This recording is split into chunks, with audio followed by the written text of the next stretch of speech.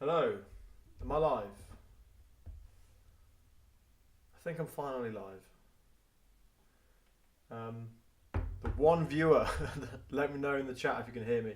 And also if my mic quality is rubbish. I'm not sure if this mic's working or I'm using um, my, what's it called? Webcam mic. Let me just tweet this out.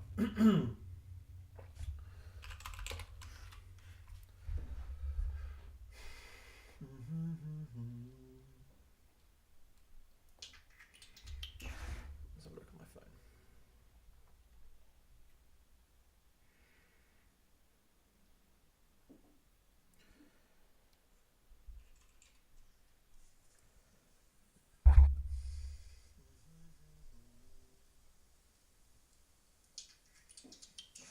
Let's have a look at my phone.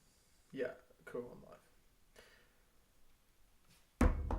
Sweet. So if you have any questions, awesome. Cheers, bud.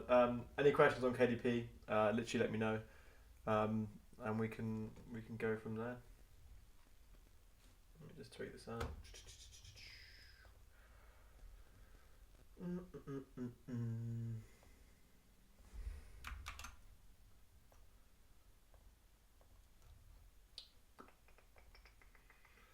a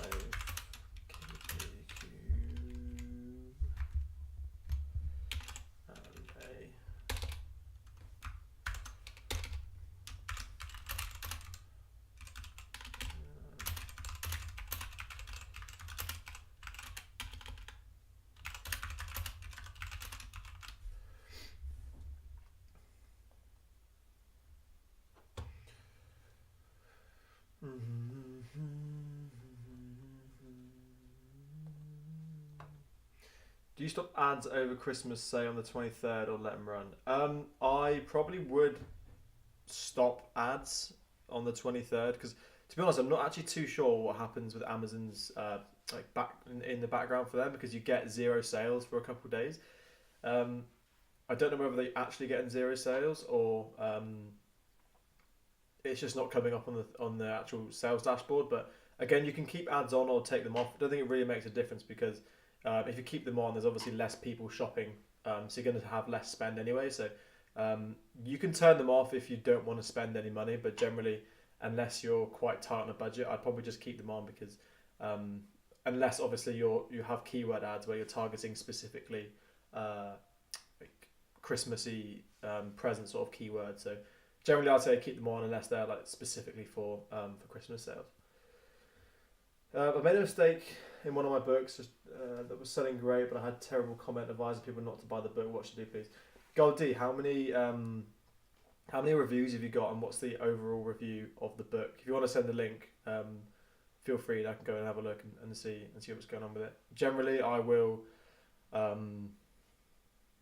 just redo the manuscript and re-upload the manuscript. But the issue is if you have a bad review as your first review, it's very difficult to recover. So in that point, there's not a lot you can do. It's actually against KDP terms and conditions to re-upload the same book, so you can't really do that. I guess the only thing you can do is just make sure in the future you don't make the same mistake. That's probably what I'd recommend doing. And hopefully, if you make the changes to the manuscript and hopefully if it was a good selling book beforehand, people will continue to buy it regardless of the reviews, and then hopefully you can get a couple of good 5-star reviews on top of that to kind of make it up as you go through. So that's probably what I'd say for that. But feel free to drop a link to the book either in the chat or DM me on Twitter, and I can go and take a look for you if you want.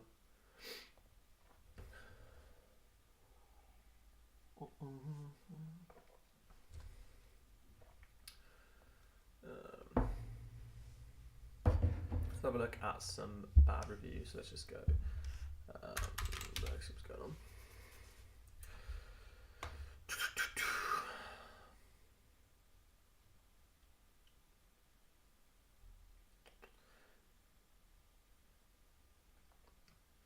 How do you determine a profitable niche? Profitable niche basically depends on the BSRs of a book. I mean, the only real way you can tell if a niche is profitable is essentially if people are buying in that niche. I'm not using my default Google Chrome here because I've got loads of my own data on Google Chrome, and I probably end up just like exposing all my books or something. So I'm on a blank Microsoft Edge thing here. But if you have let me just show you.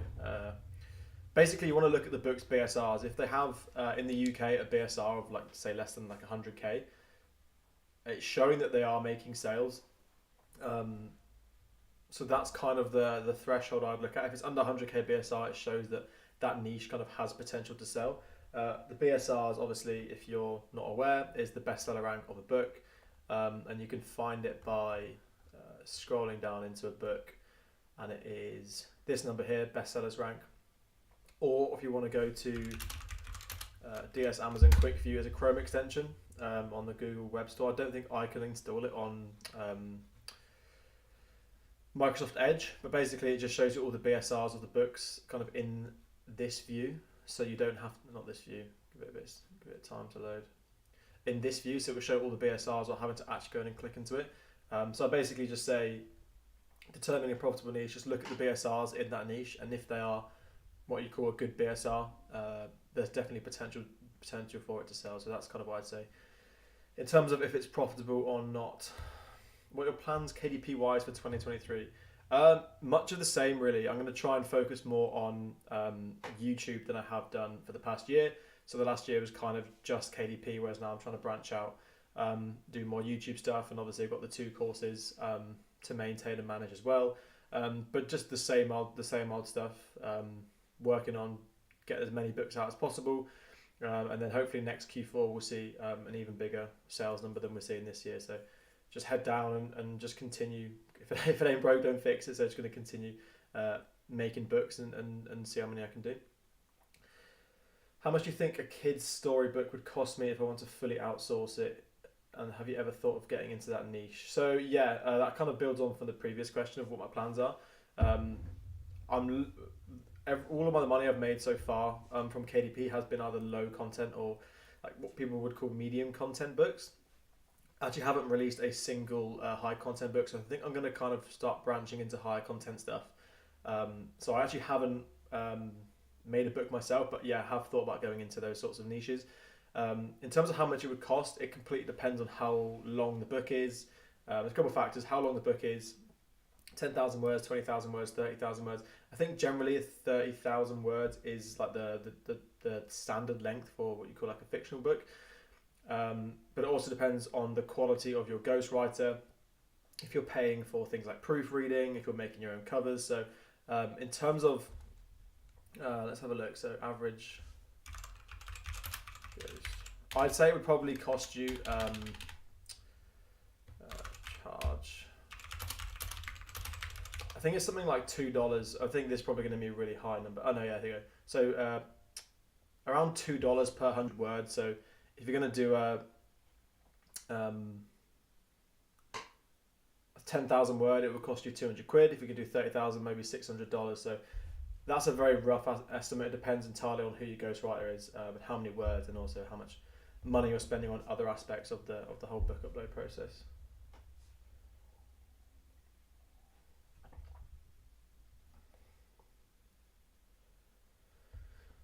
What are your thoughts on keywords? Do you go for long tail or short tail keywords, and what are your parameters for towing? So I actually did a thread on Twitter on this sometime last year. I'll use a combination of both, so long tail keywords. Let me try and find the article.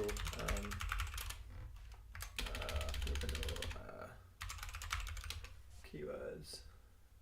So is this website, Kidpreneur, is a really good website to use. Essentially, they did a bit of research and basically found that if you have a long tail keyword, let's just say it's dinosaur book for boys age 10. Obviously, you're going to have less reach because it's a very specific keyword. You're not going to reach loads of different places with it.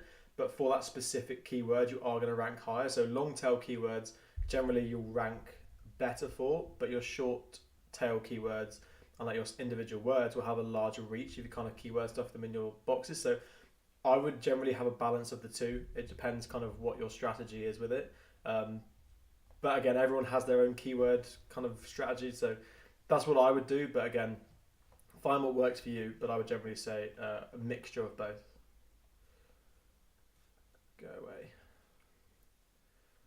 It was the first comment and put 1 star. I sent you a link onto it. Hold on, let me have a quick look. But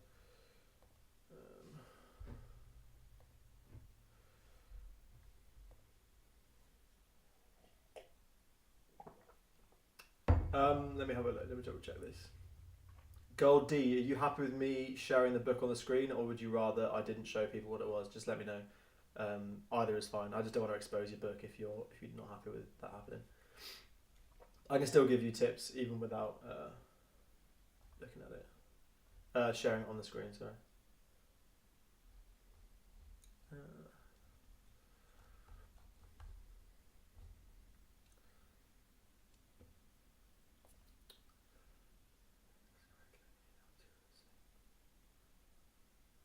Congratulations, you guessed correctly.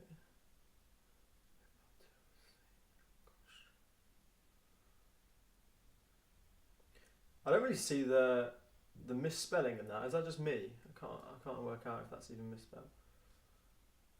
For now, I'll have wait until I hear back from you. I'll answer the next question. Sam, what's your view on copying your own low, medium content books? I have seen a few KDP publishers for a Halloween word search book will have 3 different colours, 90% same interior. I personally don't do it. Ultimately, if your book is good enough with just kind of 1 copy of it, it will sell. You don't have to spam the whole niche with just loads of different colours, because ultimately it's quite obvious when you're just using the same interior. If you tweak the interior, say like you say, use 90% of the interior, I guess like it's probably okay, but I don't really see too much of the point of that, unless you kind of want to have a bit of a land grab and take as much of the market share as you can. But generally, if your 1 book is good enough, you won't need to copy it and keep going. I don't also know where that sits in terms of the guidelines, so you might want to double check on KDP's guidelines if you're allowed to upload pretty much the same book with different covers. I'm assuming if the book interior is slightly different, you might get away with it, but again, just be very careful because you don't want to cross any boundaries when it comes to terms and conditions.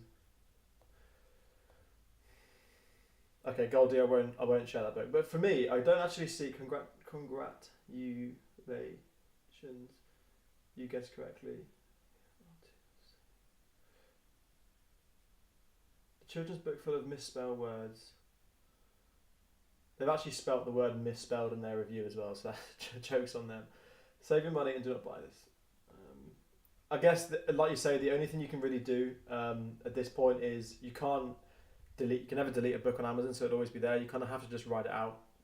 Hopefully people will continue to buy it and get a 5-star review. That's something you're going to have to try and prevent in the future. That's why I always say, but the minute you kind of publish a book on Amazon, the genie's kind of out the bottle, then you can never take it down. And if it has mistakes in it and someone leaves a bad review, your first review being a 1-star, it's very difficult to recover. So as bad as this advice is, there's not really a lot you can do. You just have to make sure that you don't make the same mistake again and just learn from your mistakes. I've had a load of books where I've uploaded them and done exactly what you've done, 1 star off the bat, and then it's kind of just like, well, that's 20 hours I spent on that book and now it's just completely irrelevant because no one's going to buy it. But again, you have to learn and just be very, very thorough with your book uploading, because once you've spent so much time making your book, I get it, the only thing you want to do is just upload it and just get it on there. But actually the proofreading is the most important part, because again, if it's just uploaded with errors in, you're just going to have this and your book's not actually going to make any money, so it's going to be a waste of all that time. So you can hope for another good review to come in to kind of hopefully balance it out, but then just in the future, just make sure you're not making the same mistake.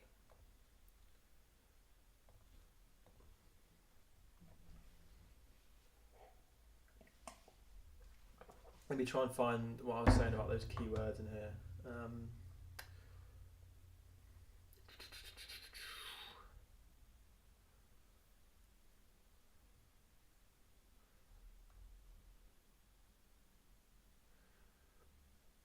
Yeah, so here you go. It's this graph here.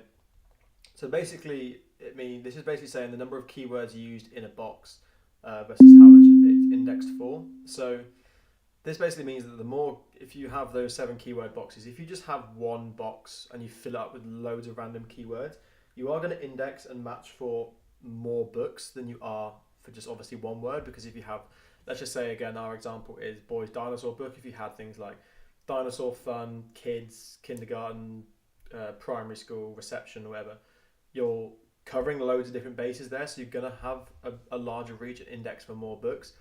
But what I think they're saying here is if you have a specific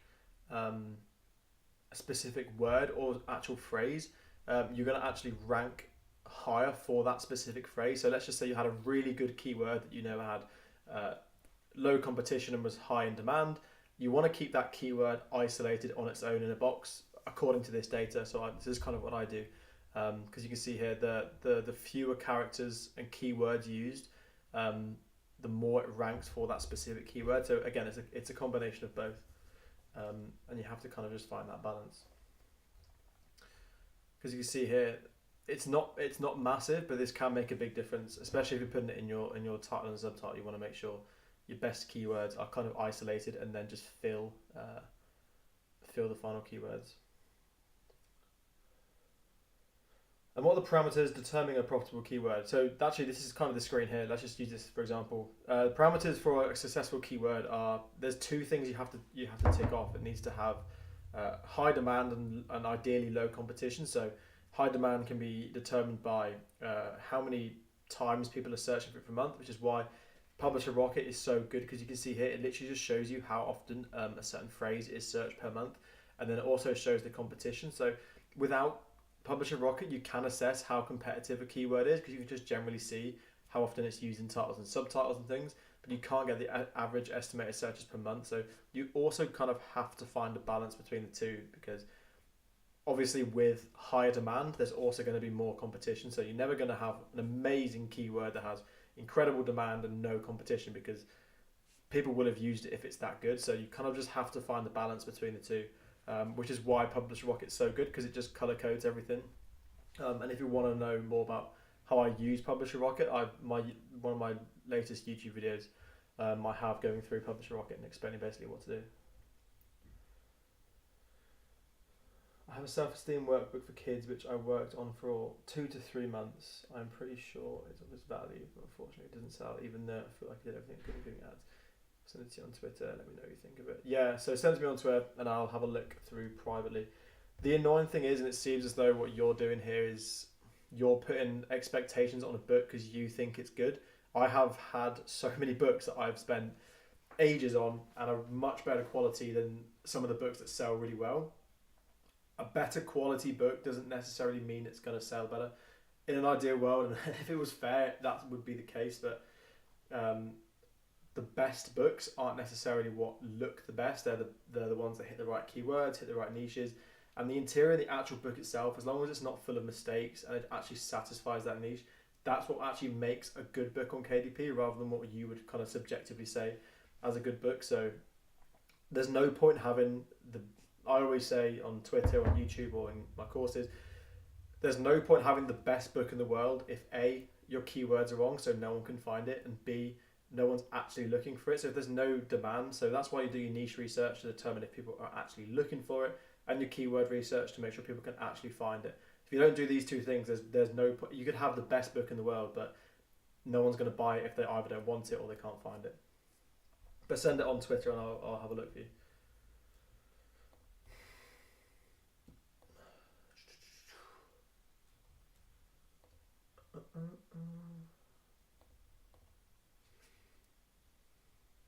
Do you have any colouring books in your portfolio, Sam? Are they profitable, given you their popularity? I do have colouring books. I think actually that's a lie. I have one colouring book, and it is profitable.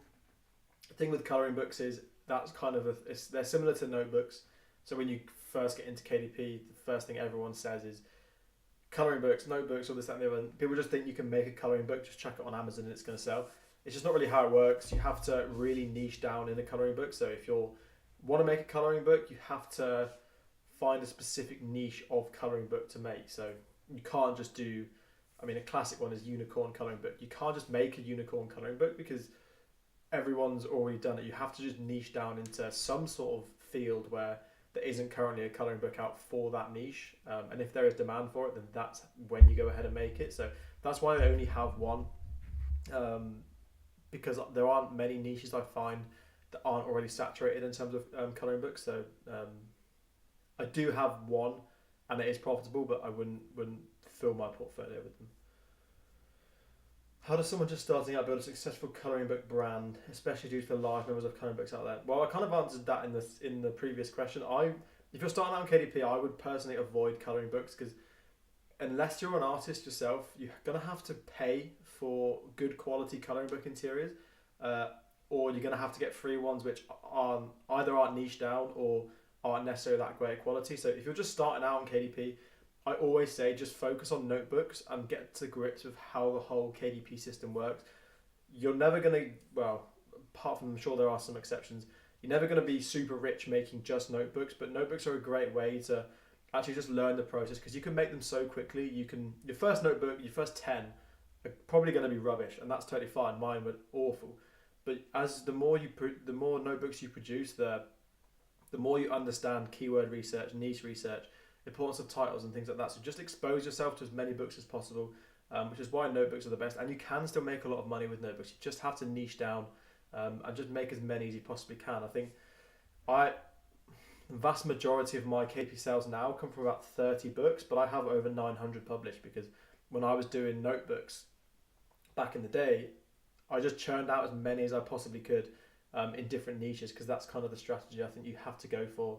If you're doing notebooks, I would definitely recommend starting out with notebooks and just no content books before colouring books, because colouring books are, like I say, can be expensive to start, and are so as saturated as notebooks. Do I have any books that have never made a sale? I have so many books that have never made a sale. Honestly, the hit rate with especially notebooks at the start was just so low. These days now, if I make a book, it generally sells pretty well. But that's only because I've spent the last 3 years learning what works and what doesn't, which is kind of what I was saying in the previous question. You just have to figure out for yourself and just learn with experience. There's only so much people can tell you. You actually have to learn and do it yourself and learn that way. I have so many books that have never made a single sale, don't worry. I haven't created colouring book before. Banky Lee, what are you trying to say? I haven't created colouring book before, only normal book. What are you calling a normal book here? Do you mean like a notebook, or do you mean a low content book? What are you classing as a normal book? Again, what do you think about normal books? What do you mean by normal book? Do you mean like a high content fictional book? Or let me know what you mean by normal book. Have you published any high content books yet? No, not yet. I said this earlier on, so you probably weren't in the stream when I said it. No high content books yet. Everything I've done and sold has been no content, and then low/medium content, depending on what your definition of it is. So no high contents yet, but I am going to start branching into high content books in the new year, because I think there's a lot more you can do with high content books, because you can obviously have your high content paperback, you can have your ebook, and you can also have your audiobook. So kind of 3 ways of making money from the same book. But unless you're a writer yourself, I think it's very difficult to write your own high content book. So you definitely probably need to outsource a lot of that, which is why I definitely recommend doing low and medium content until then, because basically that's all I've done, and I've got this far with just those. So don't necessarily worry too much about high content, but if you want to go for it, then by all means give it a go. I mean, a book of 30 pages, 40 pages, and so on. Yeah, Banky Lee, I don't mean the number of pages. I mean what's actually on the pages. Is it like a normal book? Do you mean a notebook? Do you mean a colouring book? Do you mean I don't know, what do you mean by a normal book? It shouldn't necessarily be dictated by the number of pages. It should be what the book is about.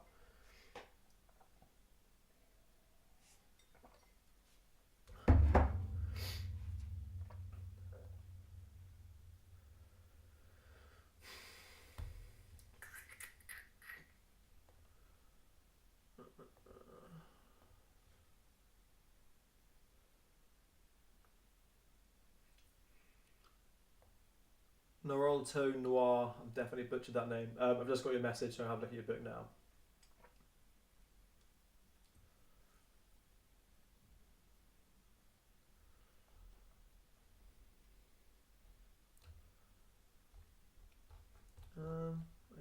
content.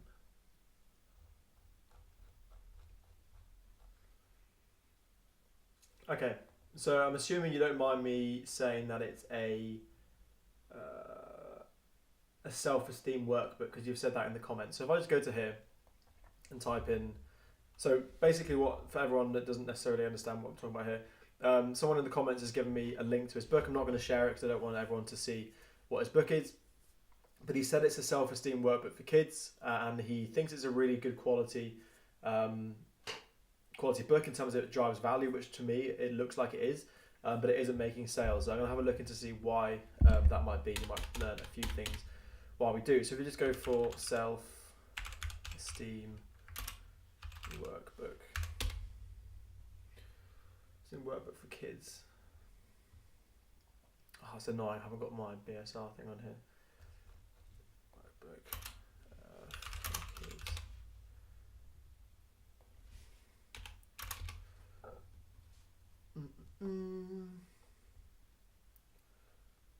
So in terms of competition, there isn't a huge amount of competition here for a self-esteem workbook for kids. So I would assume, unless I haven't got the data on me now, that people aren't there isn't a huge amount of demand for the specific keyword, or they're using they're typing in something else to kind of get the same product. So this is why you have to do your niche research first, because it doesn't matter how good your book is if the niche research isn't spot on. So I think what's happening here is you've made a good book, but the actual demand for it isn't quite there, which is why it probably isn't selling as you kind of hope it would do. He means notebook. Okay, so what was your original question?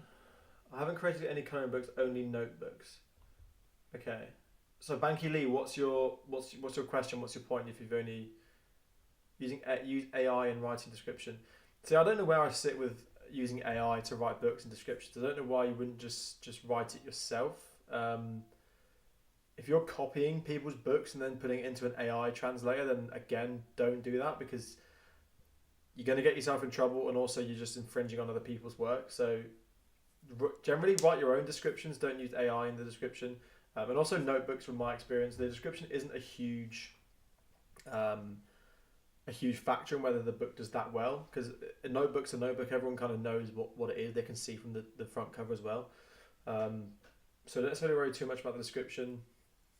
What sort of notebooks are you making? Because again, if you're just making random notebooks expecting them to sell, you're probably not going to sell anything, because you need to make sure there is demand for that niche that you're publishing the notebook in, and the competition isn't too high. So it's not just about publishing as many notebooks as you possibly can. It's about publishing a lot of notebooks, but also being kind of strategic with which ones you make. How do you write your descriptions? Because I really hate writing descriptions. So as I just said then, descriptions in terms of no content books, I would just generally keep them so simple. Just say something like X number of pages, notebook for XYZ, whatever target audience you're going for. In terms of like higher content books, a really important thing to understand with descriptions is, with humans, people don't actually care about what the book is. Human nature, we're so selfish, we only actually really care about ourselves. People don't care about what the book is, they actually only care about what the book can do for them. So rather than just write a description about this book is incredible, it has this, it has this, it has this, try and switch your mindset in the description to selling it to the customer. So they're only interested, like I say, in what the book can do for them. So write your description about what the book can do for the customer, rather than just saying what the book is. So let's just say it's a, I don't know, tax return logbook or something. Rather than saying, in this book you can track your taxes, track your this, that, and the other. People don't care that you can track all these things in a book. They know, because that's why they're looking for that sort of book. But what they do care about is things like saving time or making life easier for themselves. So I kind of tailor my descriptions to helping the customer and solving bringing a solution to their problem, rather than kind of just saying what's in the book. Without Publisher Rocket and without ads, any hope for low content and no content books selling big? Again, depends on your definition of big. You definitely can. I didn't use Publisher Rocket or ads for over a year into my KDP journey. and within that, I'd made over £2,000 worth of royalties throughout that. So you definitely can do KDP with not having any extra resources. Granted, resources definitely speed the process up. I definitely would prioritize Publisher Rocket before ads, because a lot of people see ads as they're going to make a bad book a good book, but ultimately if a book is not selling organically, it's probably not going to sell with ads because people aren't buying it already. So just shoving it in front of their face and paying to do that is actually just going to cost you a lot of money and might not make you any sales. So there's definitely hope for low no content books without Publisher Rocket and ads, because you don't need them. They're definitely good to have if you really want to scale your business up, but you definitely can be successful without them. Do you publish on other platforms apart from Amazon, like Kobo? Never heard of Kobo, mate. Would you compare Amazon with other platforms? I only publish on Amazon, so I literally have no idea. I think Ingram Spark is another place people publish. I don't know if you publish paperbacks or audiobooks or whatnot. I only publish on Amazon, so I'm afraid I can't really tell you any more than Amazon. I don't really see why you'd have to publish beyond Amazon, because it's the biggest e-commerce site in the world. So I think you'd be silly to focus on other places other than Amazon. So yeah, definitely stick to Amazon. I do write high content books. My question is it very profitable? Of course it's profitable. You just need to make sure you're publishing in the right niches, with the right keywords. And I sound like a bit of a broken record, but that's literally all it is. You can't just write books and then just think, okay, who am I trying to target with this, or what am I trying to do? You have to do all of that first and then write the book to kind of meet that demand.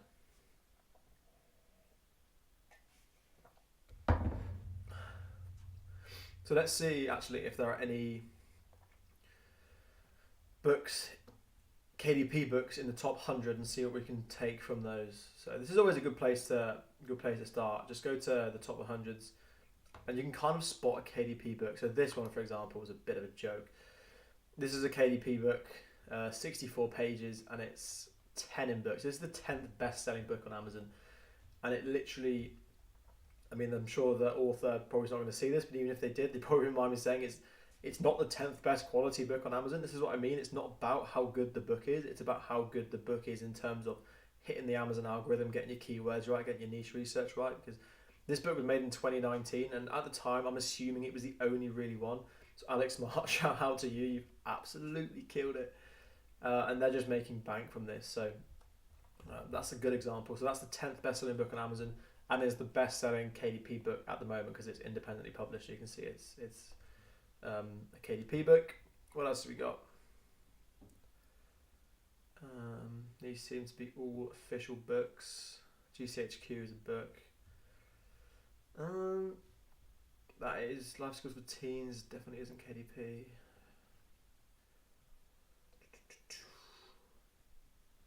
Teen Girl Survival Guide could be KDP. 2 images, so it might be. No, that's actually a publisher, so we don't worry about too much about that. No, that's not. 101 Things Every Boy Needs to Know. Again, I don't think this is KDP. No.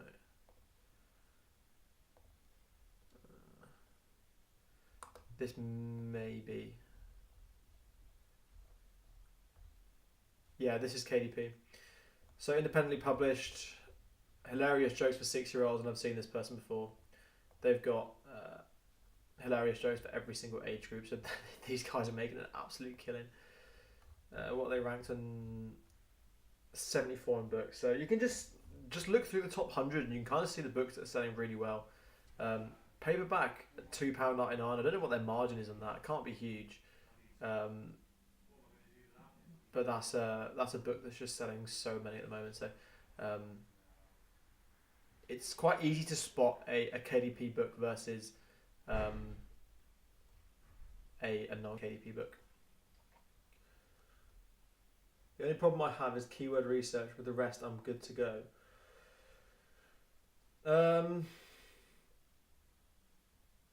What specifically? What issues are you having with your keyword research? Let me know what issues you're having with keyword research.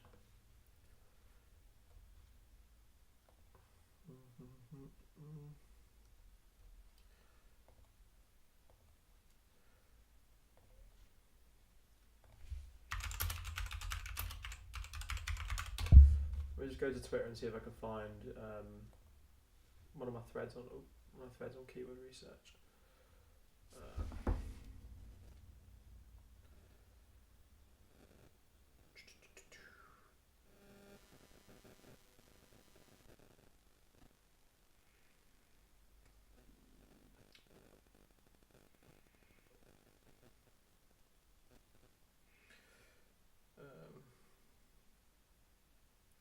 Keyword research.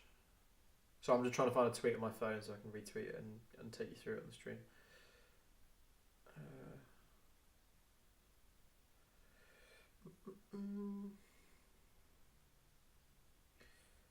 God, I do tweet about keywords a fair bit. That's not going to come up. Yeah, honestly, just look on YouTube and I have a thread somewhere on my Twitter, so have a look at that. If you're struggling with keywords, there are so many good videos out there and content already on how to do keywords. So I know it's kind of different if you're doing high content. Again, I don't do high content, so I'm probably not the best person to ask in terms of high content keywords, but I'm assuming it's very similar. Do I use self-publishing titles during keyword research? If yes, what criteria would you consider before creating a book on a keyword? I don't use self-publishing titans, although I have heard of it. I thought it was just a Chrome extension. Let's have a look, see what it's saying. This is not the one.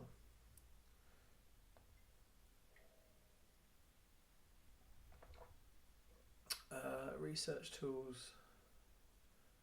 Keyword research. Do they have a keyword research here? Pen name, generator, QR code, category, best sellers, free resources, masterclass. In short, no, I don't use self-publishing titles. I use Publisher Rocket for everything. I think Publisher Rocket's the best from what I've used. Helium 10 is also good, but it's just very expensive. So I understand if a lot of people can't afford that, and I personally have had it before, but I don't continue to use it because it's just very expensive. You don't understand the right keywords to put in a book. Banky Lee, if you want to DM me on Twitter what your book is, and I'll have a look at what keywords you've got. Oh, right. So Publishing Titans keyword research. I have used it, yeah. It's very similar to AMZ, Suggestion Expander. I do use that for keywords. That's kind of just to give me ideas for keywords to put into Publisher Rocket. The only thing with the self-publishing Titans Chrome extension and also the AMZ Suggestion Expander is that they don't give you any metrics, as far as I'm aware, on like how many people are searching for it or what the competition is. So that's why Publisher Rocket, in my opinion, is the best, because everything you basically give a metric to everything rather than just seeing keywords and not really knowing too much about them. So yeah, I personally don't use self-publishing Titans. I'm all just Publisher Rocket. This is interesting now. I don't really looked into any of this. What's free low content maker? Oh, I've got an account. Can't be asked. Free KDP interiors. Is it going to make me make a... That's interesting. Yeah, I thought it was just a Chrome extension. I didn't know it was actually a website as well. That's kind of useful. I guess if you want to use it, then go ahead. Right, I'm going to end the stream there. I'll probably go live again at some point soon. If you have any more questions before I go, drop them in the chat now. I'll give you a minute to put them in, and if not, I'm just going to log off, and then we'll go live sometime again. And actually I might go through and make a book from scratch while we're live, and then just kind of talk you through everything I do step by step by doing that. If that would be interesting, let me know. Do you have a keyword research video where I can learn more about keywords? Literally, I have I have 2 keyword videos. So just go to my YouTube, which is the links in my bio on Twitter. Look through those 2 videos. One of them is obviously with Publisher Rocket. So if you don't have that or don't want to buy it, then that might be not so relevant. I do have another keyword video using basically that AMZ Suggestion Expander, which kind of brings down suggested keywords. I do keyword research manually and make sure that the search results is below 5k and 200k or lower. BSI is 5% books. Yeah, it sounds like you're on the right track with that. Not enough to have more sales, even though I deeply prioritise my book's quality.